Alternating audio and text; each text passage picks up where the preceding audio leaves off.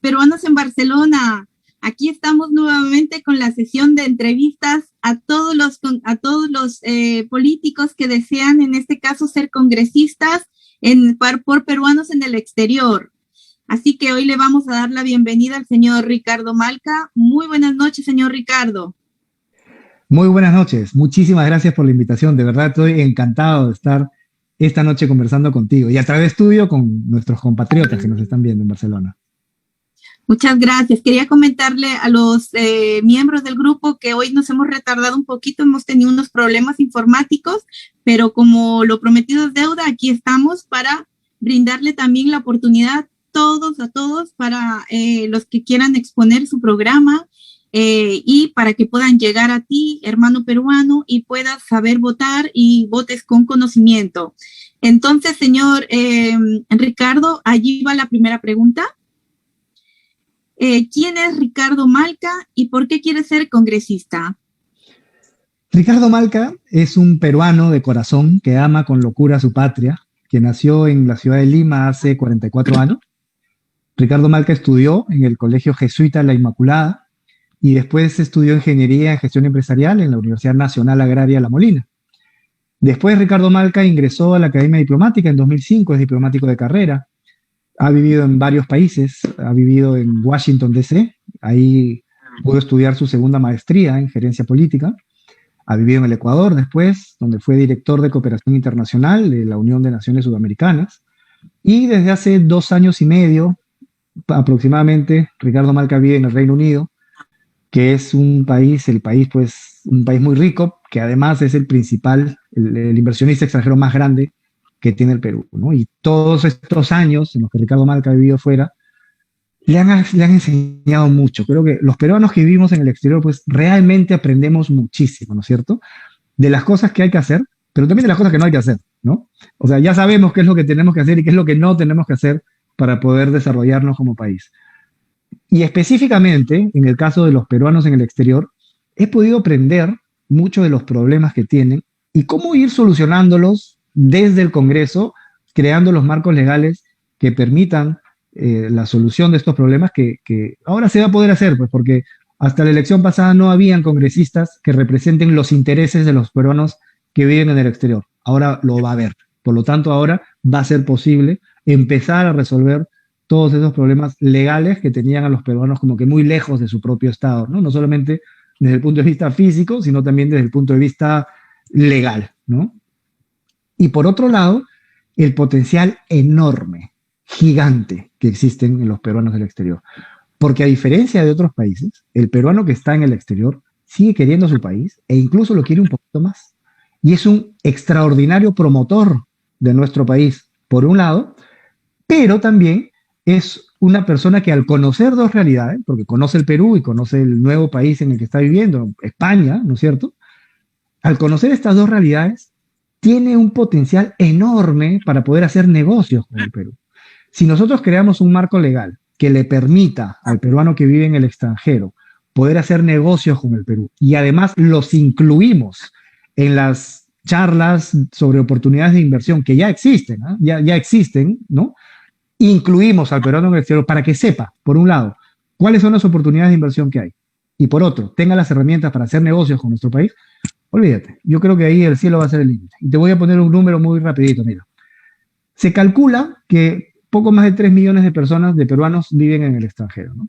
Si solamente el 5% de ese número termina haciendo negocios con el Perú por un monto de 1.000 soles al mes, se estaría generando 150 millones de soles al mes de riqueza nueva para beneficio de los peruanos en el exterior, pero también para beneficio del Perú, pues porque se trata de negocios que se hagan con el Perú.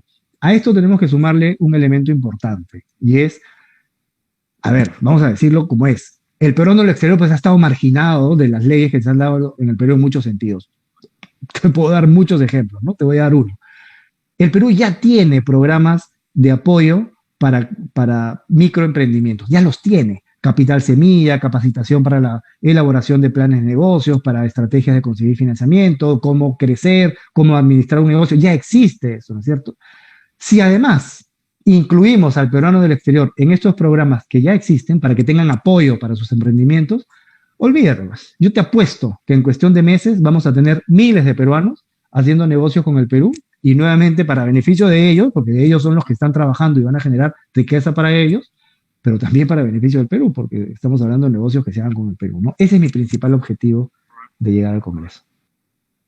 Podríamos decir que usted tiene un punto añadido por haber tenido la suerte de vivir en un país extranjero, porque usted conoce la realidad. Se ha visto quizás también alguna situación tediosa, alguna traba que nosotros, los peruanos, conocemos. Digamos que usted nos podría ayudar también de esa forma, ¿no? Conociendo nuestra realidad. Pero sin duda alguna, ¿no? Y ahí hay una cuestión de enfoque que es importante también mencionar. Mira, ahorita, ¿cuál es uno de los grandes problemas que nosotros tenemos? Te lo voy a decir rapidito. Salud y economía. Estamos quebrados en el tema de economía en el caso del Perú. Ya nos gastamos los ahorros, la mitad de los restaurantes ha quebrado, la mitad de las peluquerías ha cerrado, la informalidad ha aumentado en cerca del 30%, es decir, el 70% ya era informal y del 30% que era formal, el 30% se ha ido a la informalidad, ¿no? Es decir, es pues una situación bien delicada, ¿no? Entonces, una de las cosas que se aprende, y en España pasa lo mismo, es los inversionistas, los miles de millones que andan circulando por el mundo buscando dónde invertir, dónde aterrizar ese dinero, lo que buscan son proyectos, ¿no es cierto? Nosotros podemos tener muchos recursos, pero si nosotros no sabemos convertir esos recursos en proyectos atractivos para la inversión, entonces los recursos se van a quedar ahí dormidos. Hay que hacerlo, dándole valor agregado, es decir, un proyecto que incluya, sí, la extracción, el aprovechamiento sostenible, respetando el medio ambiente, pero además incluyendo un esquema para darle valor agregado a ese recurso. Ese proyecto, entonces nosotros vamos a lanzarlo al mundo para poder atraer inversiones que nos permitan a nosotros empezar a tener más dinero, y más dinero entonces va a empezar a circular por la economía peruana, dando más trabajo y todo el beneficio de la circulación de dinero que ya conocemos, ¿cierto? Y en lo sanitario también. Mira, vamos a poner dos ejemplos de países desarrollados para tener claro qué cosa significa el enfoque. Los Estados Unidos, país del primer mundo, tiene un sistema de salud extraordinariamente bueno, muy eficiente, pero al mismo tiempo carísimo. Si uno se enferma en los Estados Unidos y no tiene un seguro, se fregó, porque es carísimo, ¿no es cierto? En el Reino Unido, que es donde vivo en este momento, es un sistema de salud extraordinariamente bueno, también es un país del primer mundo, también con un sistema de salud extraordinariamente bueno, pero gratis, es gratis.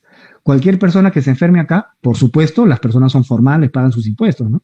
Pero cualquier persona que vive acá y se enferma o tiene algún problema de salud, se atiende gratis en un sistema que es muy bueno, ¿no es cierto? ¿Cuál es el enfoque que le queremos dar nosotros a nuestro sector salud? ¿Fundamentalmente privado o fundamentalmente público? Yo creo que tenemos que universalizar la salud y hacer un sistema público, pero un sistema público que funcione. ¿Y cómo podemos tener un sistema público que funcione? Poniendo a cargo a gente que sepa hacer su trabajo, ¿no es cierto? Poniendo a cargo, en el caso del Perú, el problema finalmente no es un problema de falta de recursos, ¿eh? Es un problema de falta de gestión. Recursos tenemos. El problema es que a veces no se usan mal, se lleva la corrupción, se le devuelven al erario nacional porque no se usaron, ¿no? Entonces, no es un problema de recursos, es un problema de gestión. ¿Y cómo resolvemos el problema de gestión? Eligiendo bien. Porque finalmente nosotros elegimos al presidente, elegimos a los alcaldes, a los congresistas, etcétera, ¿no? Entonces, si nosotros empezamos a elegir a gente preparada, a gente con capacidad de gestión, a gente que sabe qué es lo que hay que hacer de llegar, entonces poco a poco va a empezar a mejorar nuestro sistema público y por lo tanto, poco a poco nuestro país va a empezar a desarrollarse. Muchísimas gracias. Vamos a continuar con la segunda pregunta. Existe mucha desinformación sobre las elecciones. Se dice que los peruanos en el extranjero elegiremos nuestros propios congresistas. ¿Qué ha cambiado esto con respecto al proceso anterior? Ha cambiado que por primera vez los peruanos en el exterior van a tener dos representantes que respondan a sus intereses, que los representen en el Congreso. Vamos a explicar cómo era y cómo es. El Perú tiene una sola Cámara compuesta por 130 congresistas. Hasta la elección anterior, los 130 congresistas se distribuían en 26 distritos electorales. ¿Qué es un distrito electoral? Es una región. Tumbes, Piura, La Libertad, Lambayeque, Ucayali, Cajamarca, Lima provincias, Callao, Arequipa, Moquegua, etc. 26 distritos electorales. Cada distrito electoral elegía una cantidad de congresistas. Por ejemplo, San Martín elige 4 congresistas, Lima elegía 36 congresistas, Tumbes elige 2 congresistas, ¿no es cierto? Entonces, cada distrito electoral elige una cantidad de congresistas que sumados son los 130 congresistas que están en el Congreso de la República. ¿Qué ha cambiado en esta elección? Ha cambiado que en Lima ya no vamos a elegir 36 congresistas, se van a elegir 34 congresistas. Y los 2 congresistas que sobran, que restan, ¿no? Van a ser elegidos por los peruanos que viven en el exterior. Es decir, ya no tenemos 26 distritos electorales. Los 130 congresistas ya no se distribuyen entre 26 distritos electorales. Ahora se distribuyen entre 27 distritos electorales, ¿no es cierto? Y el distrito electoral 27 corresponde a los peruanos que viven en el exterior, que van a elegir a 2 congresistas que van a representarlos en el Congreso. Perfecto. Es de ahí la importancia de ir a votar para poder elegir conscientemente a un candidato, a un congresista que nos va a representar y que va a luchar por nuestros derechos y por nuestros intereses también. Así es. Voy a ir con la tercera pregunta. ¿Qué propuestas tiene usted para los peruanos en el exterior? Muy linda pregunta. Lo primero que yo voy a hacer es crear el marco legal para que los peruanos en el exterior puedan hacer negocios con el Perú. Lo primero. De manera que, como decía, sean expresamente incluidos en los programas de asistencia y de apoyo para microemprendimientos. Segundo, que sean incluidos en las charlas de capacitación sobre oportunidades de inversión que hay. Tercero, que puedan abrir y gestionar empresas mediante el uso de herramientas virtuales. Eso es lo primerísimo que voy a hacer. ¿Qué es otra cosa que yo voy a hacer también de manera prioritaria? Herramientas virtuales tenemos. El problema es que la normativa que en el Perú regula el uso de las herramientas virtuales no incluye a los peruanos en el exterior. El Perú ya tiene la Secretaría de Gobierno Digital y la Secretaría de Gobierno Digital ya ha normado cuáles son las herramientas digitales que se pueden usar para gestiones con el Estado y quién las puede usar, ¿no es cierto? ¿Tú sabías, por ejemplo, que en el Perú ya se pueden hacer DNI virtuales? O sea, yo si estoy en el Perú y quiero hacer mi DNI, ya no tengo que ir a RENIEC. Lo hago desde mi casa nomás, con la computadora, ¿no? Entonces, eso tenemos que aplicarlo a los peruanos que viven en el exterior, pero para que puedan hacer sus gestiones con el Estado en su conjunto de manera virtual. A ver, nosotros también hablamos virtual, ¿no? Pero ¿qué significa virtual? ¿Qué es lo que hay que hacer? Lo que hay que hacer es modificar la norma de la Secretaría de Gobierno Digital del Perú para que incluya de manera expresa a los peruanos en el exterior en el uso de las herramientas digitales, fundamentalmente de 2 herramientas. La primera de ellas es el sistema de verificación de identidad virtual, es decir, un sistema que ya existe y que le va a permitir a la persona verificar quién está del otro lado de la computadora, ¿no? Es algo como lo que estamos haciendo ahora, es decir, yo en vivo veo a la persona, se presenta con su documento de identidad por ambos lados, ok, lo verifiqué. Ese sistema de verificación de identidad virtual me va a permitir saber quién está del otro lado de la computadora. Y la segunda herramienta muy importante es la firma digital. Porque una vez que yo verifico quién está, pues voy a firmar un contrato, un acuerdo con esa persona, a sacar un DNI, a sacar un RUC, a abrir una empresa, a inscribirla en registros públicos, etcétera, ¿no es cierto? Esas 2 herramientas le van a abrir al peruano del exterior una cantidad de oportunidades, pero sobre todo de facilidades para poder hacer sus gestiones con el Estado desde su casa. Aquí en el Reino Unido, por ejemplo, y seguramente en España es muy parecido, si tú quieres abrir una empresa, lo único que necesitas es una computadora con internet. Puedes abrirla desde donde quieras. Desde Londres, desde el Perú, desde la China, desde donde quieras. Computadora con internet es lo único que necesitas para abrir una empresa en el Reino Unido, ¿no es cierto? Eso mismo tenemos que aplicar para los peruanos que viven en el exterior y que quieren hacer negocios con el Perú. Luego, además de darle las facilidades de las herramientas virtuales, hay un complemento importante y es el sistema del correo postal. Yo esperaría que esta sea la última elección en la cual los peruanos del exterior no hacen uso de su derecho del voto postal, porque pocos lo saben, pero el artículo 239 de la Ley Orgánica de Elecciones ya contempla para los peruanos en el exterior su derecho de votar de manera postal. ¿Por qué no se ha hecho? Porque la OMPE todavía no ha reglamentado cómo se va a llevar a cabo el proceso del voto postal.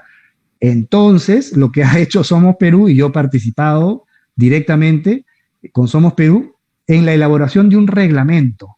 Mira, yo a lo largo de los años, dentro de los trabajos que he hecho, yo he sido observador, he participado de equipos de observación electoral en el Ecuador, en Colombia, en Paraguay y en Bolivia, ¿no? Entonces, algo he conocido también de procesos electorales.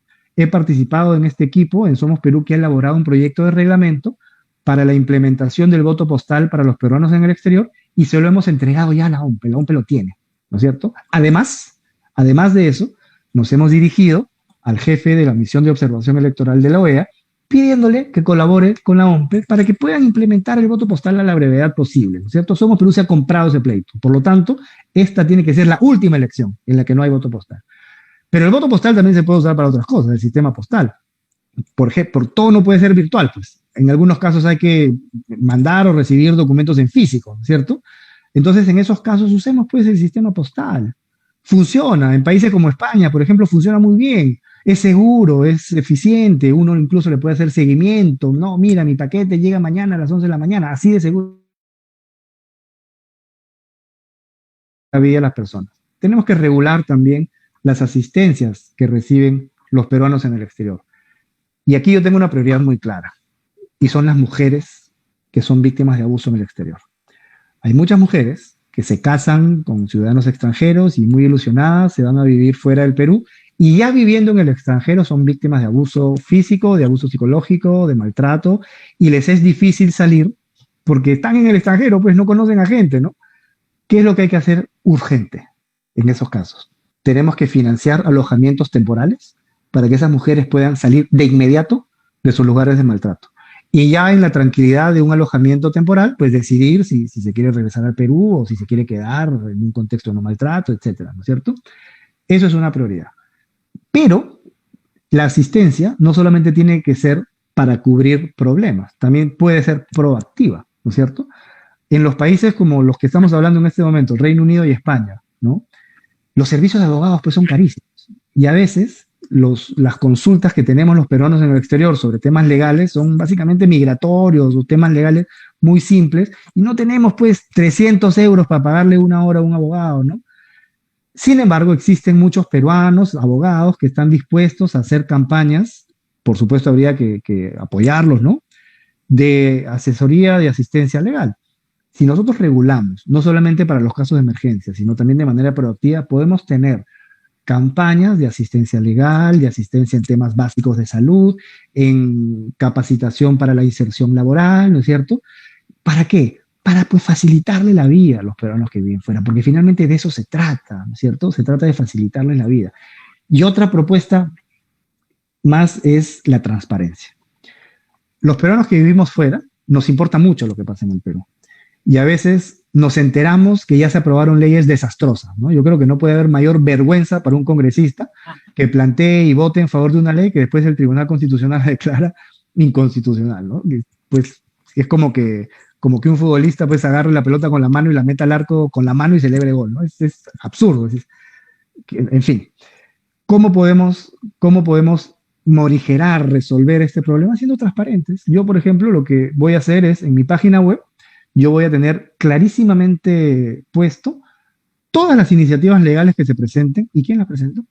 De manera que los peruanos en cualquier parte del mundo puedan entrar y puedan ver a ver qué iniciativa legal se ha presentado. Ah, mira, qué bien, ¿no? O qué mal. Y si encuentran algo que está mal, puedan hacer su control ciudadano desde el inicio. No cuando la ley ya se aprobó, desde el inicio. Y nos ahorramos todos los recursos que significa pues que pase por comisiones y el pleno, etcétera, ¿no es cierto? Yo creo que siendo transparentes, vamos a mejorar un poquito la política, ¿no? Por supuesto que vamos a informarle, yo voy a informar a los peruanos por vías virtuales como estas, sobre todos los avances que se vayan haciendo en materia de las ofertas, de las propuestas que estamos haciendo, ¿no? De mis propuestas, yo voy a informar cómo se van cumpliendo, qué es lo que estoy haciendo, qué trabas estamos encontrando, ¿no? Y sobre todo en el caso de trabas, no hay mayor cosa para que se apruebe una norma que la presión ciudadana. ¿Qué quiere decir? Que si yo tengo una ley en favor de los peruanos en el exterior y Juanito se opone, entonces yo voy a salir en la televisión y voy a decir, vean señores, yo tengo esta ley para favorecer a los peruanos en el exterior de esta manera y el señor Juanito de tal partido se opone. ¿No es cierto? Lo voy a hacer público. Eso va a permitir una presión ciudadana que va a resultar en que Juanito va a cambiar de opinión, ¿no es cierto? Y vamos a poder aprobar esa ley. Y bueno, por horas del tiempo, te voy a dar una última que yo creo que es muy potente e importante y urgente y tiene que ver nuevamente con la gestión del país en su conjunto, porque si estamos claros en que los problemas del Perú no son problemas de falta de recursos, sino son problemas de falta de gestión, entonces nos vamos a preguntar, entonces, ¿por dónde empezamos? ¿No es cierto? Yo creo que hay que empezar por los partidos políticos. ¿Por qué? Porque desde los partidos políticos salen pues nuestros gobernantes. De algún partido político van a salir los congresistas que nos representen. De algún partido político sale el presidente, el vicepresidente, los alcaldes, los regidores, los gobernadores, etcétera, ¿no es cierto? Entonces, si nosotros tenemos partidos políticos débiles, frágiles, vamos a tener más de lo mismo. Si nosotros tenemos partidos políticos sólidos, fuertes, entonces vamos a empezar a tener políticos más eficientes, ¿no es cierto? Y por lo tanto, la administración pública en su conjunto va a empezar a mejorar. ¿Qué hacer? Hablar de partidos políticos fuertes, sí, pero ¿cómo? O sea, ¿por dónde empezamos? ¿No? Primarias abiertas y simultáneas. Si nosotros, el control ciudadano que estamos haciendo en este momento, porque esta entrevista es parte del control ciudadano que tienen derecho los peruanos en todo el mundo para ver quién postula, ¿no? Yo quiero conocer, pues, quién postula, ¿no? ¿Qué me ofrece? ¿Qué formación tiene? ¿No es cierto? Ese control ciudadano tiene que hacerse antes de las elecciones. Está muy bien que se hagan las elecciones, pero además y sobre todo tiene que hacerse antes, en unas elecciones primarias abiertas, donde participe todo el mundo, no solamente los militantes de un partido, donde participe todo aquel que quiera participar, y simultáneas, todos los partidos al mismo tiempo. ¿Por qué la importancia de eso? Porque la atención de la prensa y de la ciudadanía se va a centrar en esas elecciones primarias. Y vamos a tener un filtro, un control ciudadano anticipado a las elecciones. Y eso nos va a permitir no solamente elegir a las personas que queremos que sean los candidatos, sino a que el menú de candidatos que finalmente llegue a la plancha para poder ser elegidos sea mejor. Nuestro menú va a mejorar de candidatos. Yo creo que con partidos fuertes entonces vamos a empezar a mejorar. Muy bien, muy claro. Me ha encantado lo del voto por correo, porque es algo que nos evitaría a las personas que vivimos fuera de Barcelona, 30, 40 kilómetros, el tener que desplazarnos. Eso me ha gustado mucho, así que felicidades por esa propuesta. Vamos a por la cuarta pregunta. Uno de los problemas más graves de nuestro Perú y que nos avergüenza es la corrupción. ¿Qué hará Ricardo Malca para combatirla? Mira, para combatir la corrupción tenemos herramientas muy potentes y la primera de ellas es la transparencia. Todos los funcionarios públicos tienen que ser transparentes. A nosotros, por ejemplo, a mí como candidato, ¿no? A todos los candidatos, a cualquier cargo de elección popular, cuando vamos a postular nos dicen, tienen que hacer públicos sus ingresos, si es que tuviesen bienes, ¿no es cierto? Tienen que hacer públicos sus recursos, ¿no? Pero me pregunto yo, ¿y por qué solamente al postular? Yo creo que tendría que ser cada año, ¿no es cierto? Todos los años. Entonces así el control ciudadano va a ver, mira, este señor está bien o está mal, ¿no es cierto? Entonces, primero, tiene que ser todos los años, con transparencia. Segundo, tenemos que fortalecer nuestro servicio de inteligencia, porque nuestro servicio de inteligencia es el que finalmente detecta dónde están los cabecillas, no solamente de aquellos que nos roban el celular, las carteras, secuestros, ¿no? Sino también dónde están las cabezas de los que organizan la corrupción en nuestro país. Pero, detectados, cuando estas personas pasan al Poder Judicial, muchas veces hemos visto que salen, pues, no pasa nada, ¿no? Ahí está, acá está la prueba, el video, el audio, ¿no? El servicio de inteligencia de repente grabó una conversación o grabó un video o tiene las pruebas de que acá está, esta persona es corrupta, cometió un delito, ¿no? Va al Poder Judicial y sale libre, ¿no es cierto? Entonces, ¿qué es lo que hay que hacer en estos casos? Nosotros tenemos que poner penas ejemplares para jueces y fiscales corruptos, ejemplares. Es decir, un juez y un fiscal que comete un acto de corrupción, no solamente, pues, en este momento, ¿qué ocurre? Bueno, entonces va a un proceso interno y se le puede desaforar. No es suficiente, tiene que ir a la cárcel. Porque el daño que hace un juez o un fiscal con un mal fallo o dejando libre a un corrupto es tremendo. Tenemos que tener sanciones ejemplares que puedan llegar incluso hasta la cadena perpetua. ¿Por qué? Porque si un corrupto comete un acto delictivo y ve que no pasa nada, entonces va a seguir corrompiéndose, pues. Incluso va a ser un ejemplo. Entonces la gente dice, mira, ve, si yo soy un corrupto no pasa nada, pues es hasta motivador para la gente que quiere cometer actos de corrupción, ¿no es cierto? Tenemos que tener sanciones ejemplares a jueces y fiscales que no hacen su trabajo. Muy bien, muchísimas gracias. Quería hacerle una pregunta de una amiga mía que vive en Ámsterdam, Adita Fuentes. Ella nos comenta que ha tenido que perder su nacionalidad. ¿Tiene usted conocimiento sobre los trámites tan tediosos que se dan en estos países? Sí, claro que sí. El tema de la nacionalidad es un tema muy sensible y vamos a empezar de lo macro a lo micro, ¿no? Aquí hay dos temas. La renuncia a la nacionalidad para poder adquirir una segunda nacionalidad y la recuperación de la nacionalidad de las personas que ya renunciaron. En ambos casos ya se han planteado soluciones, ¿no es cierto? ¿Qué es lo que ocurre en este momento cuando una persona ha renunciado ya a la nacionalidad peruana y quiere recuperarla? La ley que regula la recuperación de la nacionalidad obliga a que la persona que quiere recuperar su nacionalidad peruana viva en el Perú. Y eso es discriminatorio, pues. Un año, ¿no? Un año. Un año, pero es discriminatorio, pues. O sea, ¿por qué iba a vivir en el Perú? Si yo voy a renunciar a la nacionalidad y solamente me piden que renuncie y nada más. Si yo quiero recuperar la nacionalidad, tiene que ser lo mismo, pues. Solamente a mi expresión de voluntad, nada más. No tienen por qué pedirte más. Hay que modificar esa ley de inmediato porque es discriminatoria. A mí no me pueden pedir más requisitos para recuperar mi nacionalidad de los requisitos que me pidieron para renunciarla.